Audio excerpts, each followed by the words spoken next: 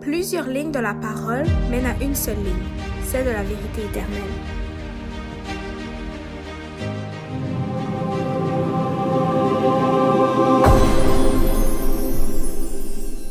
Et je vous souhaite la bienvenue à tous et à chacun qui sont présents parmi nous et ceux aussi qui écouteront cette prédication qui sera en ligne par la suite, qui a pour titre l'Église adventiste, le vaccin, l'accès à la vie éternelle. Et ce titre, j'ai pensé à ce titre par la suite d'une vidéo que j'ai écoutée d'un docteur adventiste, justement, docteur Alric Simons, que nous allons lire ses affirmations dans quelques instants. Et par la suite de cette vidéo, j'ai décidé de faire une prédication sur ce sujet, puisque cette personne dit des choses vraiment qui sont contre-bibliques, en fait, qui sont anti-bibliques. OK? Et aujourd'hui, en date d'aujourd'hui, en fait, on est en pleine campagne de vaccination, voire même que la campagne est presque terminée. OK? On pourrait dire, au Québec, 78% des Québécois sont vaccinés. Et au Canada, on pourrait dire même que 60% du Canada est vacciné. Et que, je sais pas la quantité aux États-Unis, mais il doit y avoir une forte quantité aussi de personnes vaccinées. Plus de la moitié, si je ne m'abuse. Et toute la planète, en fait, est en phase, en campagne de vaccination, allant du plus jeune au plus vieux. Autant des hommes, autant que les femmes. Et en fait, la question que je voulais savoir aujourd'hui, c'est quel rôle doit avoir l'Église avec cette campagne de vaccination? Est-ce qu'elle doit promouvoir cette campagne? Est-ce qu'elle doit être contre cette campagne? Et aujourd'hui, on va voir la position de l'Église adventiste. En fait, j'aimerais voir plutôt qu'est-ce que ce docteur a dit et décortiquer en fait ce qu'il a dit. En fait, parce que n'oubliez pas, c'est un représentant de l'Église adventiste. Il travaille pour un hôpital en Floride, qui est l'Advent Hill, qui est en Floride, justement. Et ce pasteur-là, en fait, ce docteur-là, en fait, quand il affirme ces choses-là, si l'Église serait vraiment pour la parole de Dieu, et c'est ce qu'on va voir aujourd'hui, en fait, ce pasteur-là aurait pu ses fonctions de pasteur au sein de cet hôpital. Mais si ce pasteur-là a pu dire ces choses-là, c'est que, en fait, l'Église est pour ces choses-là. Et en fait, c'est une question cruciale où toute Église fait face. Toute Église fait face à ces questions cruciales-là. Tout ministère chrétien fait face à cette question cruciale. Et on doit y répondre par la Bible. N'oubliez pas, on doit répondre par les prophètes et les témoins, par la parole de Dieu et par le témoignage. Et j'aimerais aujourd'hui prendre la position de l'Église adventiste. Comme vous avez vu dans le titre, cette Église à laquelle certains, peut-être tout le monde, appartenait auparavant, et qui, selon la parole et l'esprit de prophétie, n'est plus dans la vérité, c'est ce que nous avons vu auparavant. Est-ce que l'Église adventiste est Babylone ou fait-elle partie de Babylone? En fait, on va voir aujourd'hui que sur le point du vaccin, l'Église adventiste n'est pas dans la vérité. On va pas parler de tout, en fait. On va voir que l'Église, on pourrait parler, en fait, des points de vue de l'Église en général, mais on va voir aujourd'hui sur le point de la vaccination, en fait. Parce que l'Église utilise des points bibliques, utilise des points sur l'esprit de prophétie pour promouvoir cette campagne de vaccination-là. Mais est-ce que ces points-là sont fondés? Est-ce que ces points-là sont véritables? Et pour peut-être 60% des adventistes, ils diront oui. Et je sais qu'il y a une grande partie aussi qui sont dans l'Église sont contre ces vaccins-là, pour plusieurs raisons personnelles et peut-être pour plusieurs raisons aussi bibliques et selon l'esprit de prophétie. Et aujourd'hui, en fait, j'aimerais vous montrer ces choses-là, démontrer ces choses-là. Et en fait, ça sera pas moi qui parle, ce sera les faits. Les faits bibliques, les faits scientifiques et les faits du témoignage. Donc, regardons la position de ce pasteur. Mais avant de regarder cette position, j'aimerais faire une courte prière avec vous pour remercier Dieu d'être présent aujourd'hui et remercier Dieu, en fait, de vous parler de ce sujet-là et surtout pour éclairer les gens par rapport à ce sujet-là, en fait, sur le vaccin. Prions. Notre Père qui est aux cieux, j'aimerais te prier, Seigneur, pour te remercier de nous permettre aujourd'hui d'être présents, d'être ici présent pour pouvoir te louer, t'honorer, te prier, te chanter et surtout prendre ta parole en main et étudier ta parole. Tu m'as donné à cœur ce sujet-là, Seigneur, et j'espère que tu pourras diriger ces choses-là, ces points-là, tout ce qui sera dit, Seigneur, que tu puisses révéler la vérité à tous ceux et celles qui la cherchent, à tous ceux et celles, Seigneur, qui veulent découvrir la vérité au plus profond de ta parole et aussi au plus profond de leur cœur, Seigneur. Je te prie de les toucher, de les rendre sensibles à cette parole et que tu puisses les convaincre par ton Saint-Esprit, Seigneur. Je te prie pour ces choses au nom de ton Fils Jésus-Christ. Amen. Regardons ce que ce médecin, Dr. Alric Simon, docteur de l'hôpital Advent Health, qui se trouve en Floride. En fait, elle se trouve aussi dans différentes autres places, mais ce docteur-là travaille pour l'hôpital en Floride. Et justement, ce que je vais vous citer se trouve dans une vidéo qu'il a fait avec The Orange Country Joint Town Hall. En fait, qui est on pourrait dire, je sais pas, une petite ville de Floride, en fait. Et dans le fond, il nous explique dans cette vidéo, que vous pouvez trouver sur justement le lien que je vous ai donné en bas. C'est pas un lien, mais en fait, c'est une citation que vous pouvez fouiller sur YouTube. Il dit à la minute 25, vous pouvez toujours potentiellement propager la maladie, même si vous êtes vacciné, et c'est pourquoi vous nous voyez tous porter un masque. OK? Ça, c'est quelque chose que les scientifiques répètent. Minute 25.27. J'ai pas souligné, mais c'est le point important. Je pense qu'il est vraiment important que les gens comprennent que si vous voulez être capable d'adorer en esprit et en vérité, comme le dit la parole, faites-vous vacciner. N'est-ce pas? C'est aussi simple que cela. C'est vrai que c'est simple. Hein? C'est simple de se faire vacciner. Et ensuite, amenez un ami à l'église. D'accord? Amenez un ami se faire vacciner, puis amenez-le à l'église avec vous. Les gens accordent une grande confiance, un grand confort et une grande foi à leur chef spirituel. Et ça, c'est un problème, justement. Les gens accordent une grande confiance, un grand confort, une grande foi à leur chef spirituel. Est-ce qu'on devrait avoir foi au chef spirituel? Non. On peut avoir confiance au chef spirituel parce qu'ils disent la vérité. OK? Bon, on ne devrait pas avoir un grand confort dans ces chefs-là. On ne devrait pas avoir une grande foi dans ces chefs-là. Pourquoi? Parce que la foi, ça touche le spirituel. Ça touche Jésus. On devrait avoir foi en Jésus-Christ. Et par cette foi qu'on a en Jésus-Christ, on a foi, oui, que ce pasteur-là, c'est un bon pasteur. Mais c'est Jésus-Christ qui nous permet d'avoir cette foi-là. Mais c'est pas le sujet du jour. J'aurais pu faire un autre sermon sur ce sujet-là. On va continuer. Et littéralement, si nous pouvons encourager les pasteurs et les diacres à parler de se faire vacciner depuis la chair, je pense que c'est incroyablement puissant. C'est sûr, tout le monde suit les pasteurs au lieu de suivre Jésus-Christ. Parce que vous êtes le chef spirituel de la communauté. Nous ne devrions pas sous-estimer le pouvoir de la chair pour aborder les vaccins et l'hésitation à se faire vacciner. Donc, ce pasteur-là ce docteur-là, désolé, a dit plusieurs choses étonnantes. Okay? Il y a beaucoup de choses, en fait, que je viens de comprendre. La première phrase, justement, de la minute 26-19, je viens de bien la comprendre, en fait. Je n'avais pas compris auparavant, parce que j'avais trop focusé peut-être sur le vaccin. Mais, en fait, si on ne peut pas adorer Dieu en esprit, en vérité, on ne peut pas avoir accès à la vie éternelle, en fait. C'est ça que ce médecin-là dit, sans le dire directement. Okay? Parce que si on n'adore pas Dieu en esprit, en vérité, ben, on n'est pas dans la vérité, on est dans l'erreur. Si on est dans l'erreur, ben, on est dans Babylone. On est dans la mort éternelle. Donc, en fait, c'est pour ça que le titre, c'est l'Église adventiste, le vaccin, l'accès à la vie éternelle. Parce qu'en fait, si on ne peut pas adorer Dieu en esprit, en vérité, on n'a pas accès à la vie éternelle. Donc, pour l'Église adventiste, le vaccin, c'est l'accès à la vie éternelle.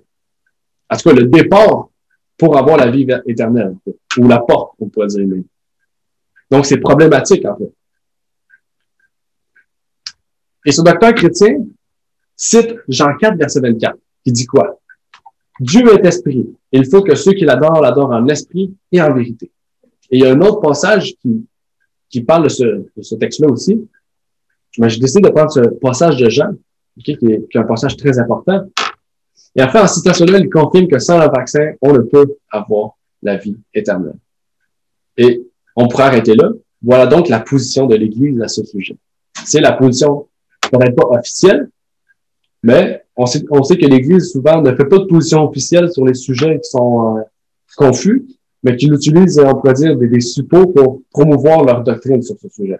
Okay? Cette personne ne va jamais promouvoir le vaccin, mais il va utiliser des docteurs, d'autres pasteurs pour promouvoir la vaccination. Et ça prouve que l'Église est pour et non pas contre. OK? Sinon, on laisserait les pasteurs dire ce qu'ils veulent, selon leur position chacun. Mais on voit que tous les pasteurs sont réunis vers cette idée, en fait, de prendre le vaccin.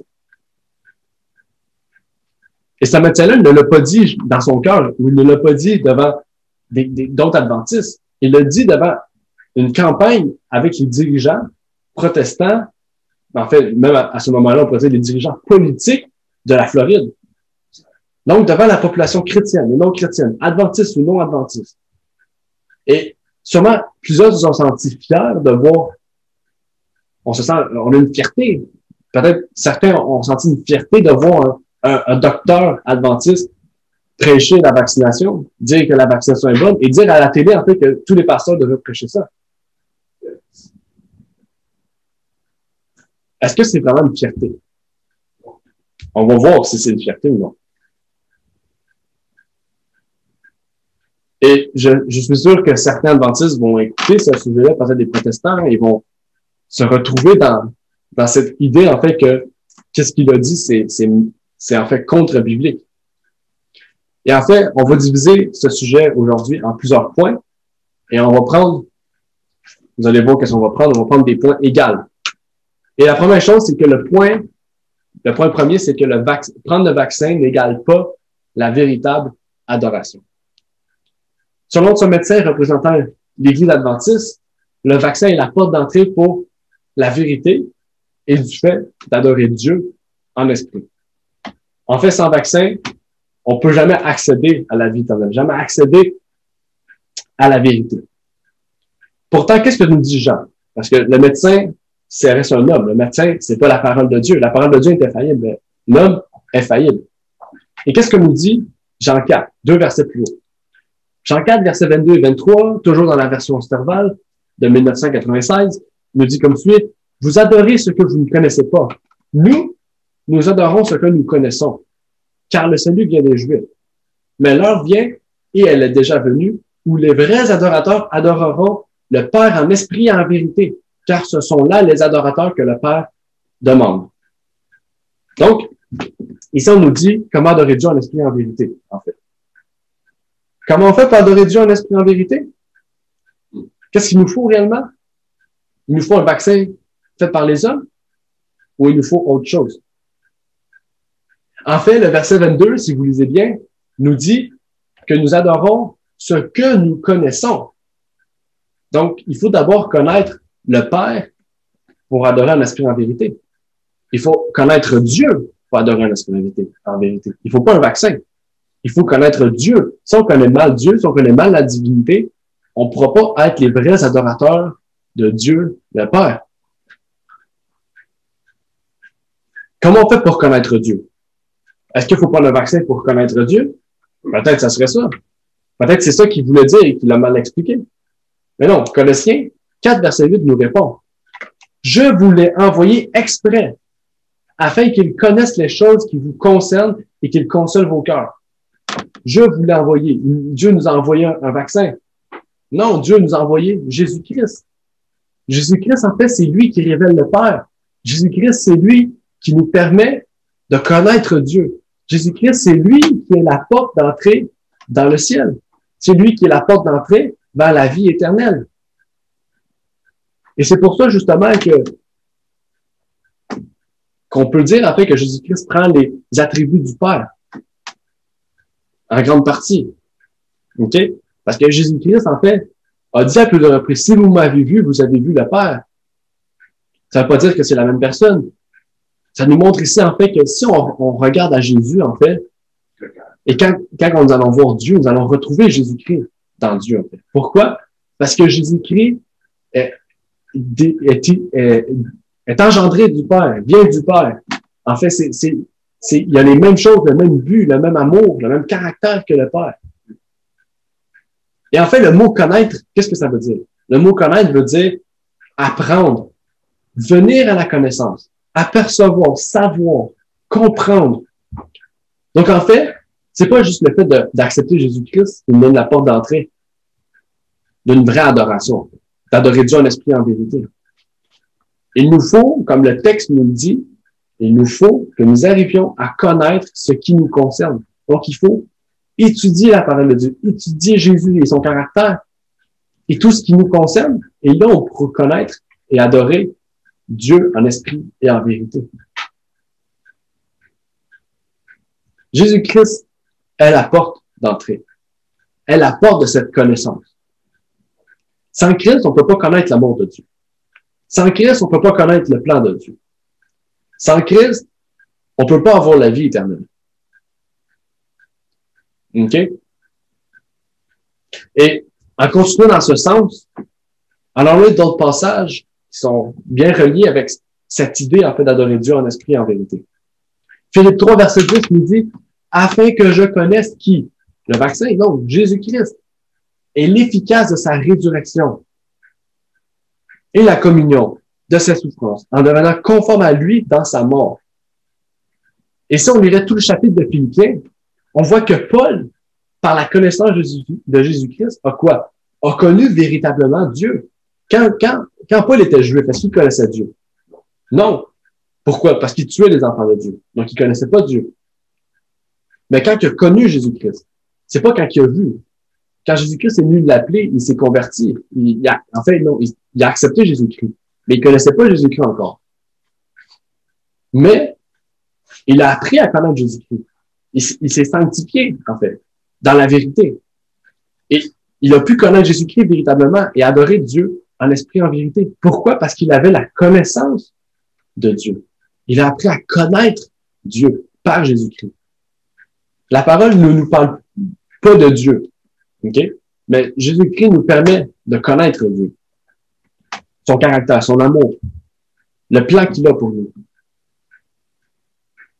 Donc, en fait, si on lit la parole de Dieu, en fait, tout ce qui est écrit à ceux qui sont dans la parole de Dieu, en fait, qui sont serviteurs de Dieu, on devrait prendre exemple sur eux. Et maintenant que le Christ est parti, on peut plus connaître Dieu. Jésus-Christ n'est plus là. Mais qu'est-ce que Jésus-Christ a dit? Jésus-Christ a dit que pour être des véritables adorateurs, il faut quoi? Adorer Dieu en esprit et en vérité. Donc, il faut connaître Jésus-Christ, mais il faut aussi avoir l'Esprit de Dieu sur nous. 1 Jean 2, verset 20 à 23 nous dit comme suit. Pour vous, vous avez reçu quoi? L'onction de la part du Saint. Et vous connaissez toutes choses. Je vous ai écrit, non que vous ne connaissiez pas la vérité, mais parce que vous la connaissez. Et parce que nul mensonge ne vient de la vérité. Qui est menteur? Si ce n'est celui qui nie que Jésus est le Christ. Celui-là est l'Antichrist, qui nie le Père et le Fils. Quiconque nie le Fils n'a pas non plus le Père. Celui qui confesse le Fils a aussi le Père. Donc, ça nous dit quoi ici? C'est très important. Vous avez reçu l'onction de la part du Saint. On a reçu l'onction. On a reçu le Saint-Esprit de la part de Jésus-Christ. On a reçu son esprit de sa part. Et vous connaissez toutes choses. Et par cette onction, on connaît toutes choses. Je vous ai écrit, non que vous connaissiez pas la vérité, mais parce que vous la connaissiez, parce que nul ne mensonge ne vient de la vérité. Et donc, c'est là, en fait. Si on nie que Jésus-Christ est le Christ, c'est parce qu'on a un mensonge, en fait. On a l'esprit de l'Antichrist. L'esprit de l'Antichrist nie quoi? Nie le Père et le Fils. Pourquoi? Parce que si on n'a pas le Fils, enfin, on n'a pas le Père. Parce que le Fils révèle le Père. Donc, si on n'accepte pas Jésus-Christ, on ne peut pas connaître Dieu. Et c'est ça que Jésus a dit aux Juifs. Puisque vous ne m'acceptez pas, vous refusez Dieu. Et si vous refusez Dieu, en fait, Dieu peut plus vous appeler sa nation sainte. Et en fait, l'Église adventiste va tomber dans le même chemin. Par le fait que l'Église refuse d'accepter Jésus-Christ comme le Fils de Dieu littéral, comme la Bible le décrit, en fait, il renie le Père. Et en reniant le Père, qu'est-ce que Jésus-Christ a dit? Je ne vous connais pas. Dieu va les renier. Jésus-Christ aussi va les renier. Parce qu'ils sont trouvés menteurs. Ils ont l'esprit de l'Antichrist. Ils sont tombés dans Babylone. Et même si on prend le vaccin, on n'aura pas plus, en fait, accès à cette vérité. Pas plus accès à cet esprit, en fait. Comme si Jésus-Christ attendait qu'on prenne le vaccin pour nous donner son esprit. En fait, non.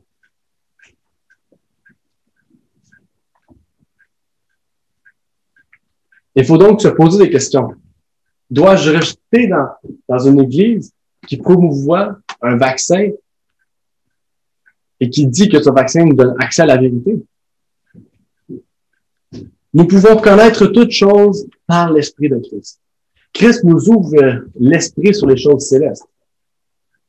Et tout comme Pierre a dit à Christ, qu'est-ce que Pierre avait dit à Christ?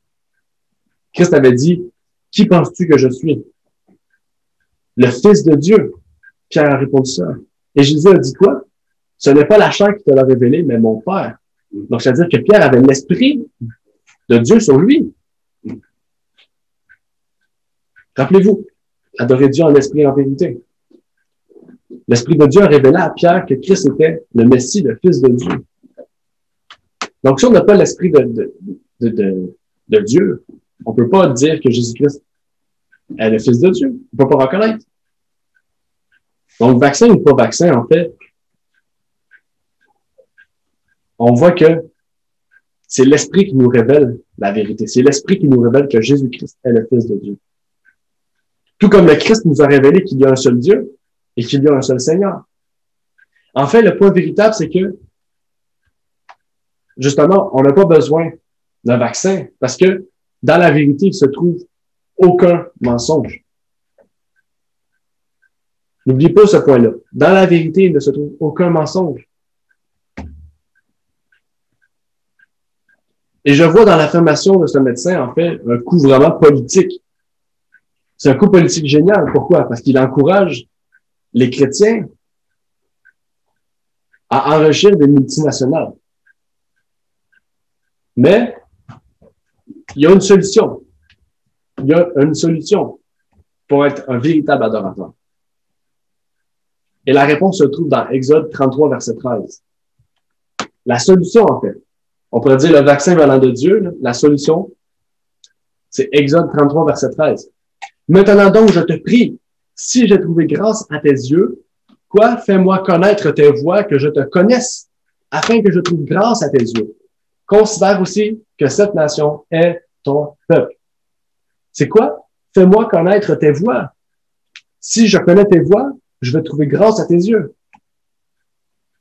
Si je trouve grâce à tes yeux, je vais être sauvé. En fait, j'ai accès à cette vie éternelle.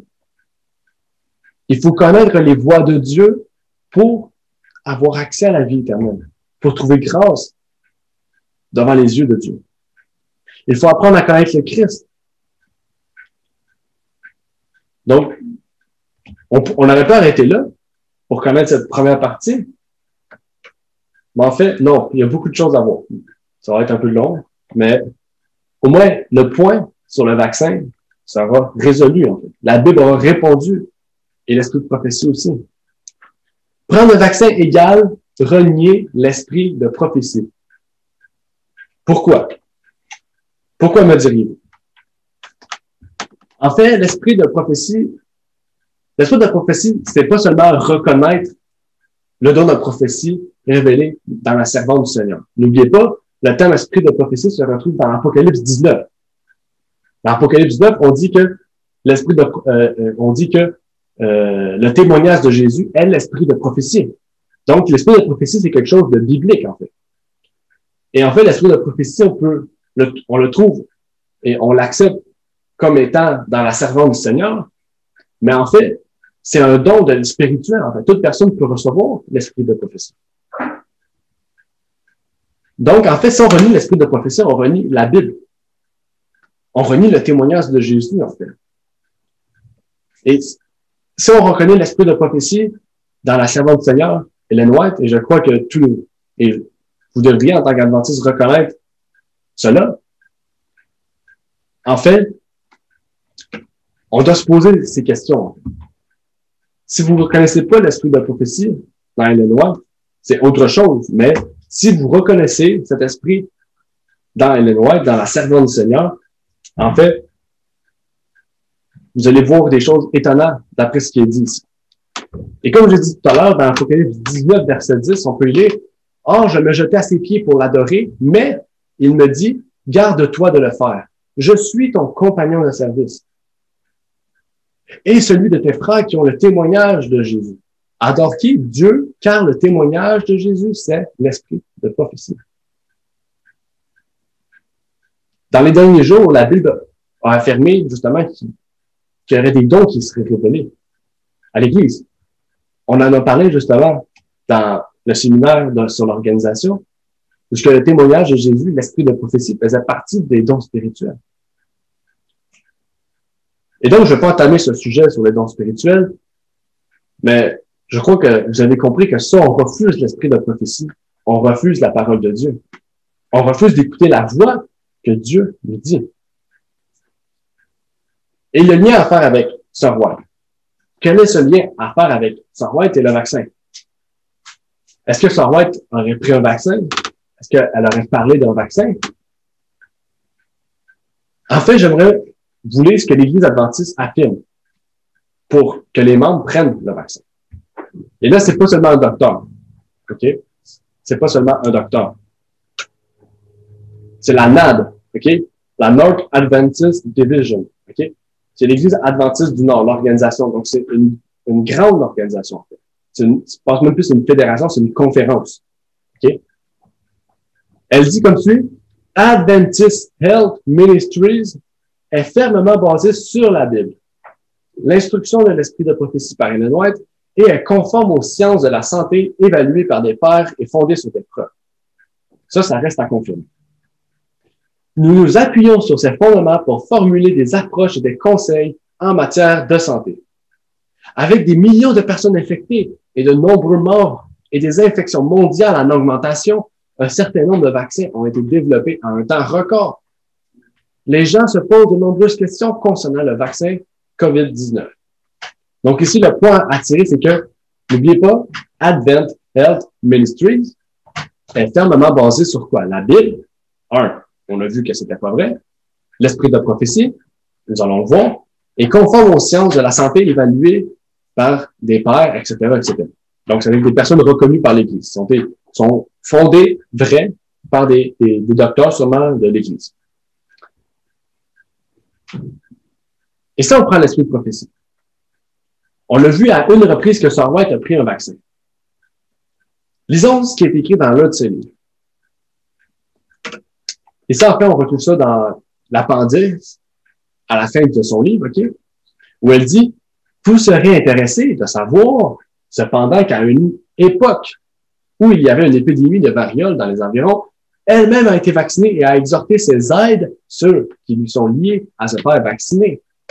En prenant cette mesure, Sir White a reconnu le fait qu'il a été prouvé que la vaccination soit immunisée contre la variole, soit atténuée considérablement ses effets, sinon la contracte.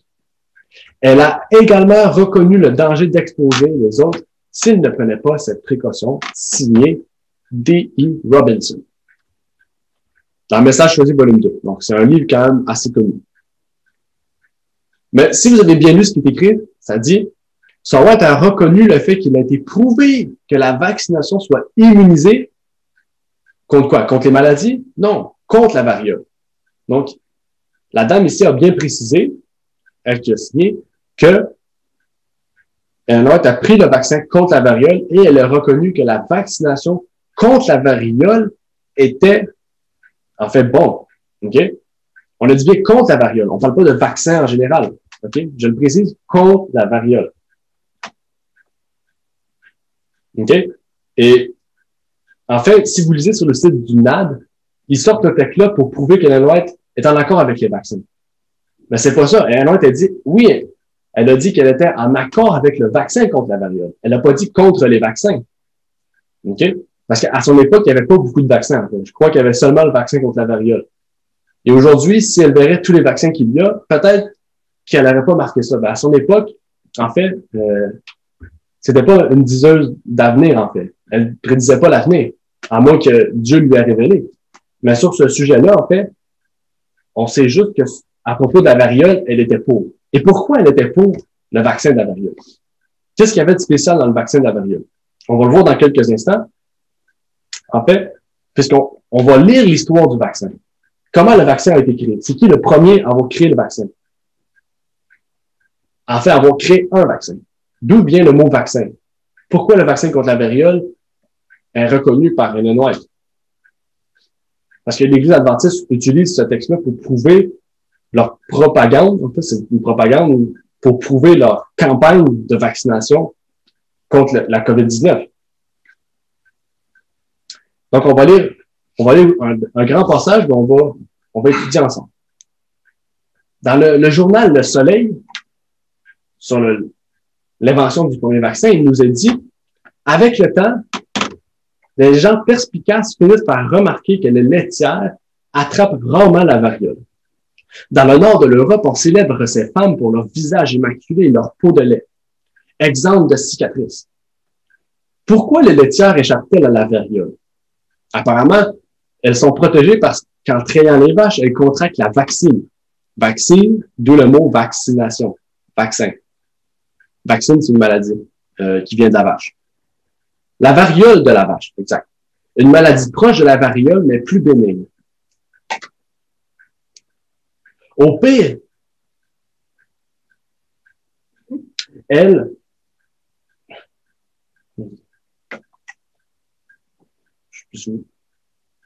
au pire, elle en garde quelques cicatrices sur les bras ou sur les mains. La chose devient si connue qu'en 1774, un agriculteur anglais, Benjamin Jetty, tente une expérience. Il prélève du pus dans les pustules d'une vache atteinte de la vaccine. Il le dépose ensuite dans une petite incision pratiquée sur le bras de sa femme et de ses deux enfants. Donc, il prend la maladie pure, du pus sur la vache, et la met sur sa femme et ses enfants. C'est un peu dégueulasse, mais vous allez voir les résultats. L'expérience semble couronnée de succès. Malgré l'épidémie de variole qui dévaste la région, la famille Jetty est épargnée. Donc, grâce à ce pus qu'il a donné à ses enfants, en fait, sa famille a jamais attrapé la variole. Malgré l'épidémie de variole qui dévaste la région, la famille Jetty est épargnée. Hélas, pour la famille Benjamin, les ennuis commencent. Les gens des alentours ont fini par apprendre la nature de son étrange expérience. Ils craignent que les enfants de Jetty se métamorphosent en bêtes à cornes. OK? Ça, c'est une théorie du complot. OK? Parce qu'ils croient quelque chose qui n'est pas vrai. OK? Les manifestants font le siège de la ferme familiale. Ils lancent des pierres aux fermiers dès qu'ils osent mettre le nez dehors. Parce qu'ils pensent qu'il va se transformer en vache. OK? Donc, en fait, qu'est-ce qu'on comprend ici? C'est que ici, c'est un médecin normal. OK? Il n'a pas transformé son vaccin mondialement. OK? Il a regardé pour lui, sa famille, il a fait une expérience, rien de plus, rien de moins. Mais on comprend en fait que, en prenant à petite dose la vaccine, la maladie de la vache, et qu'on l'injecte sur une personne, en fait, oui, on va avoir de la fièvre, on va tomber un petit peu malade, OK?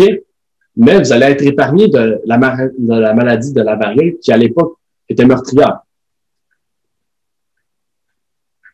Donc, en fait, on n'a pas encore trouvé c'est quoi, qu'est-ce qui contient en fait ce vaccin de la variole? Qu'est-ce qu'il y avait dans ce vaccin? On va construire une histoire. En fait. Et ça, c'est l'histoire, la vraie histoire du vaccin. Il ne faut pas oublier. C'est pas une histoire que j'ai inventée pour le plaisir de la prédication. Oh. Quelques années plus tard, les rumeurs qui courent à propos des super pouvoirs des laitières vont inspirer un médecin de campagne anglaise, Edward Jenner. Donc, Edward Jenner, c'est lui qui a créé les vaccins. OK? Ils n'ont pas été attribués aux fermiers puisqu'il n'a pas rendu, on peut dire, comme une normale, en fait. Après des années d'observation, Jenner décide de se lancer. Le 14 mai 1796, il prélève du pus sur la main d'une fermière qui a contracté la vaccine de sa vache Blossom. Puis, le médecin insère le liquide dans 2 incisions pratiquées sur les bras d'un jeune garçon de 8 ans, James Phillips. Comme prévu, le garçon développe de la fièvre, mais il ne tombe pas gravement malade. Ne reculant devant rien, Jenner inocule carrément la variole au jeune Phillips pour compléter l'expérience. 3 mois plus tard, comme on dit, ça passe ou ça casse. Heureusement, le jeune cobaye humain ne développe pas la maladie, le vaccin est né. OK? Donc, le terme vaccin vient du mot vaccine de la maladie de la vache. OK? Vaccination, vaccin, etc. Donc, en fait, qu'est-ce que contenait le vaccin? Lui, qu'est-ce qu'il a fait dans le fond, le vaccin contre la variole? C'était seulement une petite dose de la vaccine. Est-ce qu'il y avait d'autres choses dans ce vaccin-là? Non, il n'y avait rien d'autre. L'article n'a pas précisé rien d'autre. Si vous allez fouiller sur Wikipédia ou sur tous les autres sites, en fait, le vaccin de la variole, contient seulement la vaccine, en fait. Il contient seulement, une partie de la maladie, rien d'autre. Donc, si elle doit être le prix, c'est parce que, justement, il n'y avait rien de néfaste dans ce vaccin-là. Il n'y avait rien. Il contenait un ingrédient. Et la seringue. Okay? Donc, en fait, on pourrait même dire qu'il y avait plus de risques de mourir de la seringue, parce qu'à l'époque, il n'y avait pas vraiment les méthodes d'hygiène. Il y avait plus de risques de mourir de la seringue que de mourir du vaccin. Parce que le vaccin, en fait, développait un peu de grippe. Et après ça, tu pouvais vivre dans la ville et tu n'attrapais pas la variole, en fait. Et c'est pour ça que la variole, en 1980, a complètement disparu de la carte, en fait.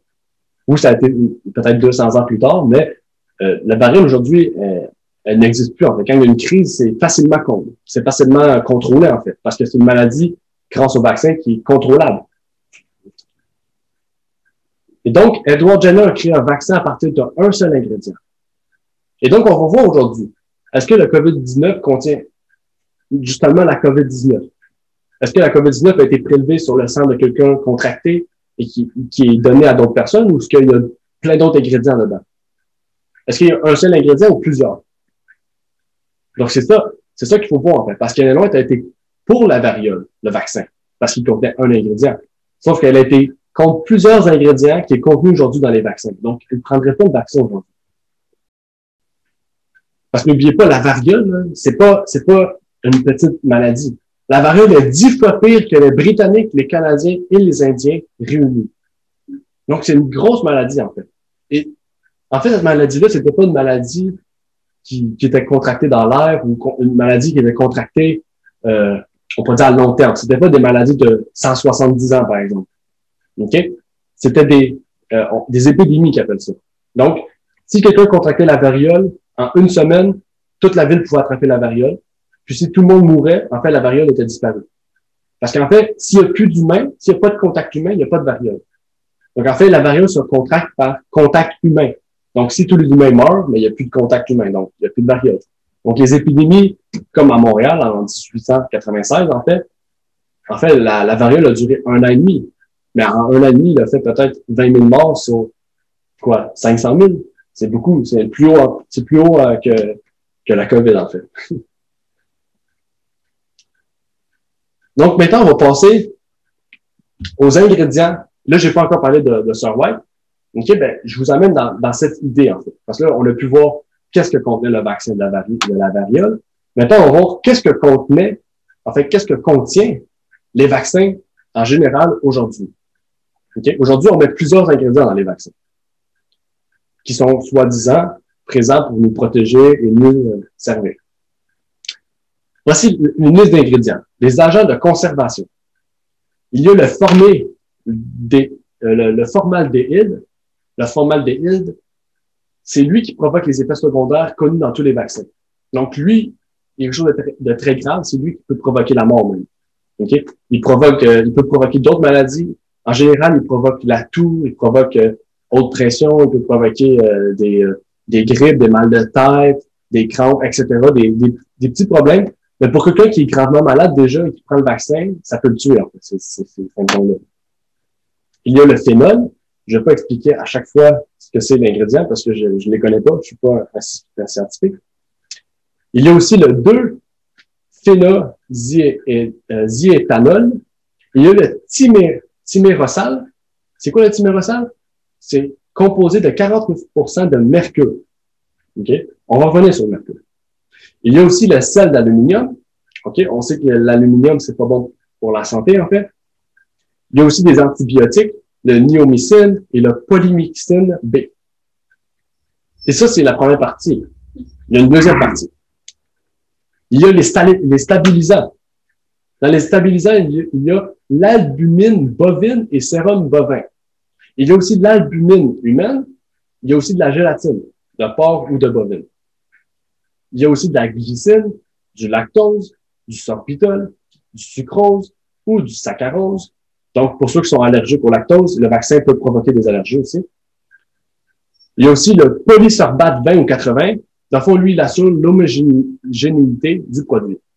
Donc, oui, il y a beaucoup d'ingrédients dedans, en fait, qui aident à une meilleure protection du vaccin, une meilleure soutien du transport, etc. du vaccin. Oui, ça, j'ai sans aucun doute. Sauf qu'il y a plusieurs ingrédients.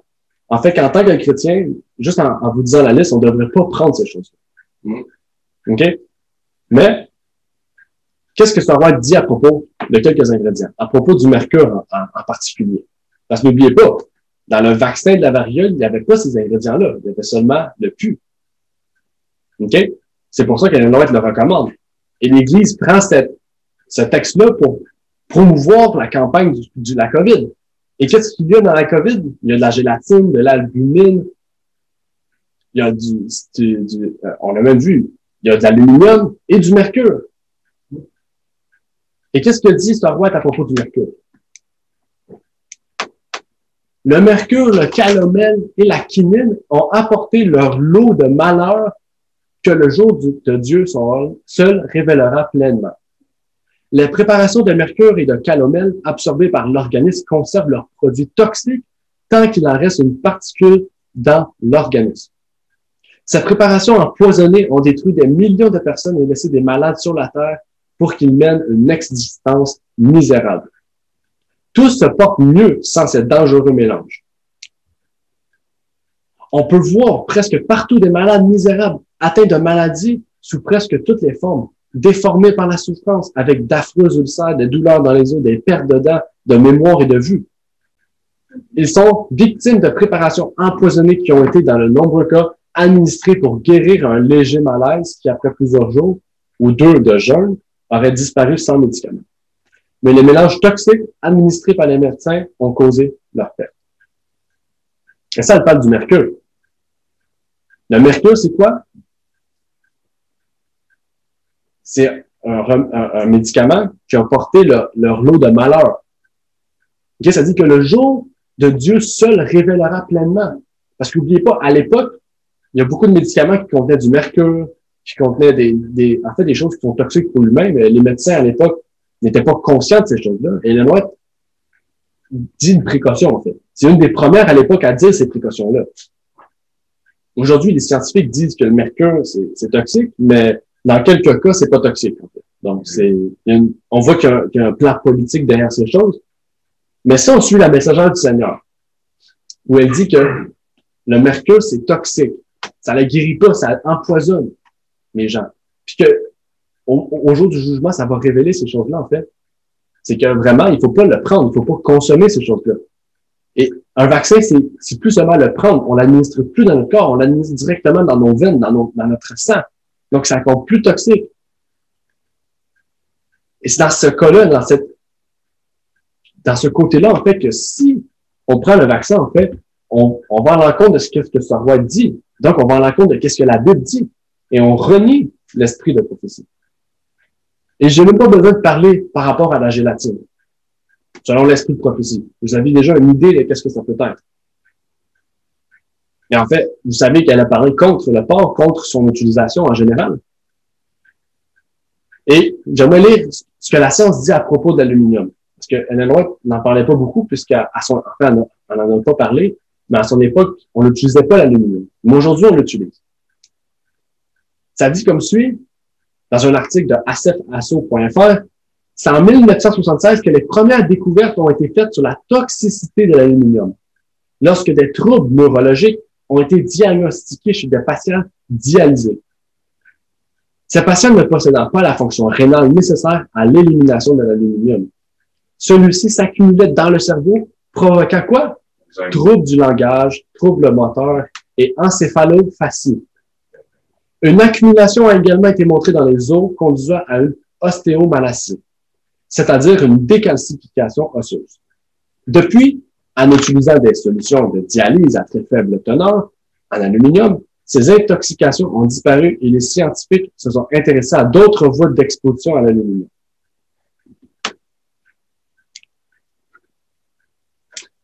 En fait, dans les vaccins, ils contiennent l'aluminium et on voit que ça développe plusieurs maladies. Vous avez vu, en fait, beaucoup de maladies mentales, des maladies osseuses, en fait. Et on voit que ces maladies-là, en fait, sont provoquées par l'aluminium. Et la Bible dit quoi? On a vu ça par rapport au Lévitique 11. Je vous prie d'aller écouter Lévitique 11 pour voir ce qui a été dit. Mais on parle vraiment que Dieu veut que notre corps soit sain. Il veut que notre corps soit en santé. Et il veut aussi que notre corps soit en santé pour qu'il puisse habiter en nous, en fait. Et si, en fait, on prend un vaccin qui détruit nos os, qui développe des troubles mentaux, en fait, on n'aura plus une bonne connexion, en fait. On ne sera plus là totalement pour avoir et laisser place à Dieu, en fait. Donc, on vient carrément contredire ce que la parole de Dieu nous dit. Et justement, depuis cette époque, depuis 1976, en fait, il y a beaucoup de médecins qui veulent que à chaque fois qu'il y ait de l'aluminium dans un produit, il soit clairement indiqué. Et encore aujourd'hui, beaucoup de médecins se battent pour cette étiquette-là. Et on voit que, en fait, le politique ne veut pas avoir ces étiquettes-là. En fait. Ça n'a pas été fait encore aujourd'hui. On arrive au prochain point, en fait. Prendre le vaccin, c'est renier l'ordonnance de Dieu sur notre santé. Dieu nous dit quoi dans sa parole? Qu'est-ce qu'il nous dit? Vous vous rappelez? 1 Pierre 1, verset 15 et 16. Mais, comme celui qui vous a appelé est saint, soyez vous-même saints dans toute votre conduite. En effet, il est écrit, soyez saints, car je suis saint.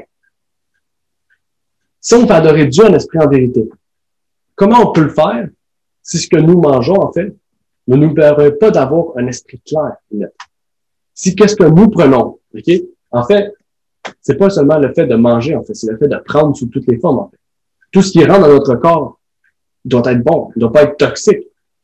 Et en fait, si ça développe des choses qui nous rendent pas physiquement, on pourrait dire, clairs, aptes, et mentalement aptes, clairs aussi, en fait, qu'est-ce qu'on arrive face à ça?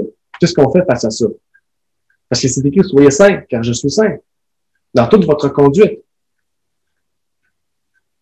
Et en fait, de quoi on pourrait parler s'il s'agit de porc, en fait? En fait, l'Église a une réponse face à ça. Et voyez qu'est-ce que l'Église dit, en fait.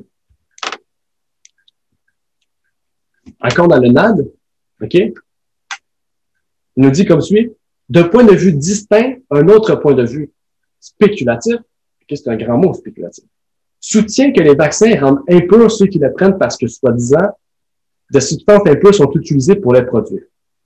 À cet égard, il convient de préciser que les instructions bibliques permanentes interdisant la consommation de nourriture et de sang pur, d'après ces textes, ne s'appliquent pas aux vaccins pour la raison évidente que les vaccins sont produits comme médicaments pour sauver des vies et pas pour servir de nourriture. Donc, en fait, eux, ils disent que si c'est pas pour consommer, le porc peut être pris. Okay? Parce qu'ici, ça sert à guérir. Donc, ils utilisent des remèdes impurs, des remèdes toxiques pour nous guérir. Donc, il y a un contresens dans ce qu'ils disent, en fait. De telles spéculations, donc pour ceux qui disent que, à cause qu'il y a du porc dans les vaccins, on ne devrait pas prendre un vaccin, de telles spéculations jettent le discrédit sur quoi? Sur la parole de Dieu et causent de la confusion parmi les croyants sincères, mais moins informés. Et c'est ça le but, justement. Ils sont sincères, moins informés. Mais le but, c'est de les informer. On fait cela pour les informer. Utiliser l'introduction d'un vaccin pour attiser un scénario eschatologique aux proportions spirituelles et cosmiques, ou pour s'y opposer sur la base d'une interprétation erronée de l'Écriture, ne fait que distraire les croyants sincères des véritables enjeux prophétiques et de l'engagement de l'Église adventiste à proclamer l'Évangile. On pourrait dire que, oui, on raisonne sur, si ça serait sur des sujets, on pourrait dire qu'ils sont secondaires ou qui sont pas importants pour le salut des âmes, okay, on pourrait dire pour des enjeux politiques ou la proclamation de l'Évangile. Mais sur notre santé, n'oubliez pas, Ellen White a dit en fait que la réforme sanitaire est un point important dans la vérité présente. Et en fait, c'est un message, c'est le bras droit du message de 3 anges. Donc, ça a un lien direct avec la proclamation du message. En fait, eux, ils disent que, l'Église dit, les hommes disent que, en fait, ça sert à rien de faire des spéculations de tel genre, en fait, parce que les gens sont sincères, mais sont informés. Puis qu'en faisant ça, en fait, ben, ils sont pas plus informés parce qu'ils croient à une doctrine du complot, en fait. Un point de vue du complot. Et c'est le mot spéculation, moi, qui m'a interpellé. Parce que spéculation, ça veut dire théorie. Une recherche abstraite. On pourrait même aller plus loin. Une théorie du complot. Donc, pour ceux qui disent que du porc dans les vaccins, c'est une théorie du complot et qu'on ne devrait pas prêcher ça dans l'Église. Mais est-ce que c'est vraiment une théorie? Et ça va pas plus loin. Est-ce que c'est une simple théorie? Est-ce que, parce que le fait que la NAD, la conférence nord-américaine de l'Église, dit que ça fait seulement distraire les gens du retour de Jésus et semer la confusion, ça veut dire que c'est vrai? Si je m'arrêterais là, sans affirmer de preuves, on pourrait dire qu'ils auraient raison. Parce qu'une théorie, c'est toujours quelque chose qui apporte des preuves fausses ou des preuves qui sont tordues, en fait. Mais la première question, c'est qu'est-ce que c'est de la gélatine? Le Wikipédia nous dit la gélatine est une substance solide, translucide, transparente ou légèrement jaune, presque sans goût et sans odeur, obtenue par l'ébullition prolongée de tissus conjonctifs de peau ou d'os d'animaux, principalement de porc, de bœuf ou de poisson. OK, ces tissus aux os sont des parties importantes de l'animal. On est d'accord avec ça, en fait. Un animal sans peau peut pas vivre. Un animal sans os peut pas vivre. Et en fait, c'est pas quelque chose qui touche pas l'animal, en fait. On peut pas dire, en fait, que c'est quelque chose d'externe à l'animal. C'est quelque chose d'interne, des os. Et alentour de les os, il y a de la chair impure, du porc. Et sur la peau, en fait, les tissus conjonctivites touchent la peau. Et on sait que la peau du porc, c'est quelque chose, c'est la place en plus qu'il y a le plus de maladies dans le monde. On en a parlé dans Lévitique 11, justement. Mais qu'est-ce que la servante du Seigneur dit? Parce qu'on parle de tissu ici. Qu'est-ce que la servante du Seigneur dit? Elle dit les tissus du porc fourmillent de parasites. Après ça, l'Église adventiste nous dit que c'est une théorie du complot. Qu'en fait, oui, il y a peut-être de la gélatine dedans, mais vu que c'est un médicament, c'est correct. Et là, on dit que les tissus du porc qui sont utilisés pour faire la gélatine contiennent, en fait, fourmillent. C'est-à-dire qu'il y en a des milliers de parasites. C'est-à-dire que dans les vaccins, ils donnent des milliers de parasites venant du porc, en fait, de tissus. Et elle relie avec quel passage de la parole? Elle dit, Dieu dit de cet animal, vous le regarderez comme impur. Vous ne mangerez pas de sa chair et vous ne toucherez pas son corps mort. Donc, elle assimile tout de suite, en fait, le tissu, qui est une partie très petite, en fait, du porc, à Deutéronome 14, verset 8. Donc, à Lévitique 11. Et ça dit, ce commandement fut donné parce que la viande de porc est impropre à l'alimentation. Et on a vu, la gélatine, c'est le tissu des os. Donc, en fait, ça nous dit vraiment que le porc, totalement, OK? Il n'y a pas une partie qui est restreinte et qu'on peut utiliser, non. Le porc, dans toutes ses parties, en fait, est impur. Et ça nous prouve ici que le fait que le porc ne soit pas expressément mis dans la bouche pour être consommé, ça veut pas dire qu'il est pur. Ça veut pas dire que parce que on fait d'autres choses avec qu'il est pur. OK? Qu'on le consomme. En fait, de toutes les manières qui entrent en nous, que ce soit par le nez, par la bouche, par les oreilles, peu importe, en fait, par la peau, par un vaccin, toutes les formes de façon qu'on consomme du porc, il reste impur, en fait. Le porc restera impur, peu importe la manière dont il est administré dans le corps humain. La Bible dit même de ne pas toucher un porc mort. Donc, qu'il soit en vie ou qu'il soit mort. Peu importe la manière. On continue. Dernière partie du jour. Prendre le vaccin égale renier le commandement sur le meurtre. Rappelez-vous, le commandement qui dit « Vous ne tuerez personne ». C'est une petite partie, mais j'allais être convaincu par tout ce qui aurait été dit. Et je vais commencer avec Kellogg's, qui a écrit dans son livre « Men, the Masterpiece » en 1894, dès le moment de la conception, les processus qui aboutissent à la production d'un être humain pleinement développés à partir d'une simple goutte de gelée d'une cellule minuscule sont en cours. Dès que ce développement commence, un nouvel être humain est né, un embryon certes, mais doté de sa propre individualité, de son propre avenir. Dès cet instant, il acquiert le droit de la vie. Un droit si sacré que, dans tous les pays, le violer, c'est encourir à la peine de mort. Nul autre que Dieu ne connaît l'étendue de ce crime le plus odieux. Donc ici, on parle de l'avortement. Donc je ne vais pas entrer dans le sujet de l'avortement, mais on va essayer de voir le lien avec les vaccins. C'est quoi le lien entre les vaccins et l'avortement? On va construire avec des preuves bibliques.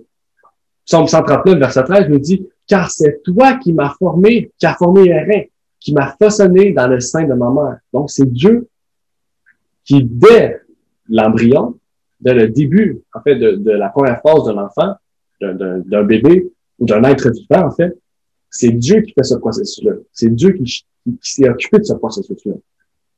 Donc, en enlevant la vie par un avortement, en fait, on enlève la vie que Dieu a fait. Psaume 139, verset 13 le dit. Et je ne veux pas débattre sur ce sujet-là, en fait, mais là, je veux juste vous relier ce point de vue-là, parce que je crois que vous comprenez que l'avortement, c'est pas quelque chose de chrétien, quelque chose qui devrait être pratiqué par les chrétiens. Mais voici ce que plusieurs groupes pharmaceutiques disent en lien avec l'avortement et le vaccin. Il n'est peut-être pas surprenant que certaines des 5 principales sociétés pharmaceutiques travaillent sur un vaccin contre la COVID-19, utilisent des lignées de cellules de bébés avortés dans leurs recherches et qu'elles soient toutes financées par la Fondation Bill et Melinda Gates. L'Université d'Oxford, AstraZeneca vient de signer un accord de 750 millions de dollars avec 2 organisations soutenues par la Fondation Gates. Johnson & Johnson, ce bailleur de fonds de Planned Parenthood, utilise également des lignées de cellules de bébés avortés et il a reçu des fonds de la Fondation Gates. CDC, même les Center for Disease Control, Centre de contrôle des maladies du gouvernement des États-Unis, ont reçu des dizaines de millions de dollars de la Fondation Gates et comme tous les autres ci-dessus, ils utilisent du tissu fœtal dans leurs essais du vaccin COVID. Tous ces groupes utilisent des lignées de cellules de bébés avortés dans leur essai de vaccin. Et la plupart d'entre eux promettent un vaccin COVID-19 d'ici un an, même si les scientifiques préviennent qu'il faut généralement 4 à 10 ans de tests de sécurité avant que les vaccins ne soient mis sur le marché. Bon, il y a plusieurs points qu'on aurait pu discuter, mais si, qu'est-ce que je veux vous retirer, c'est que les vaccins ne contiennent pas de bébés avortés. Inquiétez-vous pas. Mais en fait, quand vous prenez le vaccin, en fait, vous promouvez, en fait, vous faites en sorte, en fait, que les vaccins soient encore plus testés sur des bébés avortés, en fait. Donc, dans une certaine mesure, vous participez à l'avortement de bébés. Parce qu'il faut des embryons avortés pour pouvoir tester les vaccins. Donc, s'il y a plus de gens qui prennent les vaccins, il faut plus de tests pour prouver. Donc, en fait, comme on le dit, en fait, si vous voyez le péché de quelqu'un et que vous ne le dites pas, ou que vous voyez le péché de quelqu'un et que vous y participez, même si vous ne faites pas le péché, en fait, vous êtes coupable aussi du même péché. Donc ici, vous comprenez en fait que c'est quelque chose de plutôt moral. C'est quelque chose vraiment de moralité, de péché ici.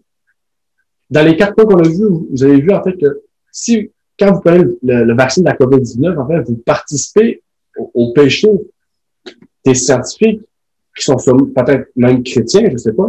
Il y a certains scientifiques qui sont chrétiens. Mais vous participez au meurtre de bébés, en fait, et aux tests de la COVID qui sont faits sur des enfants morts, en fait. Et qu'est-ce qu'il faut comprendre ici, c'est qu'il faut mettre la parole de Dieu avant tout. L'Église a beau dire qu'elle ne décidera pas pour vous, que chacun peut faire son choix, mais elle envoie des personnes pour vous montrer sa position. Donc, si elle vous montre sa position, les gens vont prendre position pour elle. Et après ça, ils vont quoi? Ils vont se laver les mains. Ils vont se laver les mains de ça et dire qu'on n'a pas pris de position pour ça. OK?